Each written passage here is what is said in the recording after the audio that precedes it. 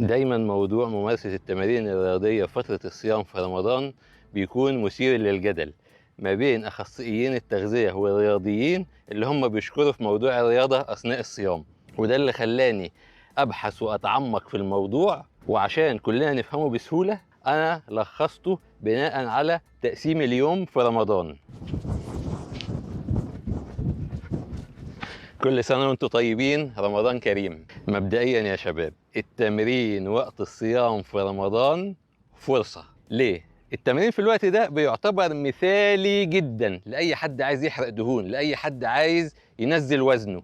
زي ما احنا كلنا عارفين ان اليوم في رمضان بيتقسم لفترتين رئيسيتين، اللي هم ايه؟ اللي هم قبل الفطار وبعد الفطار. فاي حد هيجي يعمل رياضه في رمضان هيكون طبعا ما عندوش الا الاوبشن ده، يا اما يعمل الرياضه قبل الفطار يا اما يعمل الرياضه بعد الفطار. وممارسه التمارين في كل فتره من دول بيكون ليها مميزات مختلفه، وهو ده اللي انا هقوله لكم في الفيديو النهارده. احنا خلينا كده بشكل مبدئي نتكلم عن التمارين ايه قبل الفطار. عايزين اولا كده ايه نكون متفقين ان الصيام بحد ذاته بيرفع هرمون النمو اللي هو اسمه جروث هرمون، ونقوم احنا بقى من جهتنا لما نقوم نعمل تمارين رياضيه بنحفز افراز هرمون النمو. طبعا ده ليه فوائد جامده جدا لجسمنا، اللي منها تقويه العظام، تقويه العضلات، كل حاجه. الحاجه التانيه وهي ان التمرين قبل الفطار بيعزز الامتصاص في الجسم وبيرفع كفاءة التمثيل الغذائي وبيساعد في التخلص من السموم. أهم حاجة يا جدعان في ممارسة الرياضة أثناء الصيام إنقاص الوزن وحرق الدهون. حرق الدهون أثناء الصيام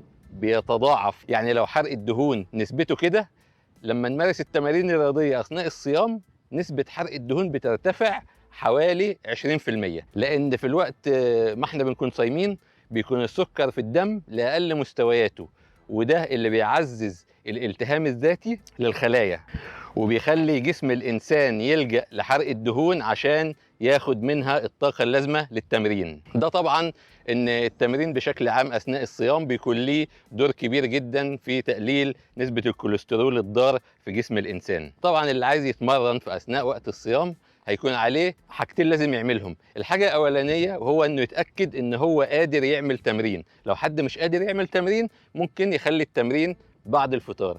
يعني اول حاجة المقدرة. الحاجة التانية وده شيء مهم، ان احنا لازم التمرين اللي احنا مخططين له ينتهي ويكون فاضل على الفطار ماكسيموم 15 دقيقة. أكتر من كده مش هينفع. مش عايزين ندخل بجسمنا لحالة جفاف أو أي حاجة تجيب لنا مشاكل مثلا من نقص السوائل أو كده. عايزين أول ما نتعب نلاقي على طول الفطار موجود، لأن أصلا بعد طول الصيام هيكون أصلا جسمنا بيعتمد على حرق الدهون بشكل كامل عشان يطلع الطاقة، وهو ده المفيد. ندخل بقى ايه على الموضوع التاني اللي هو التمرين بعد الفطار. طبعا التمرين بعد الفطار ده بيكون من مميزاته ان اكيد اللي مش هيقدر يتمرن قبل الفطار مثلا صحته مش مساعداه، اكيد بعد الفطار هيبقى عنده مصدر للطاقة فيقدر انه ايه يؤدي التمرين بتاعه زي ما هو عايز. لكن هيكون علينا بعض النقط اللي احنا لازم ناخد بالنا منها، وهي ان لازم بعد الفطار ندي مثلا فترة اقل حاجة 3 ساعات قبل ما نبتدي تمرين عشان نتأكد ان الدم خلاص خرج من ناحية الجهاز الهضمي وابتدى يتوزع ايه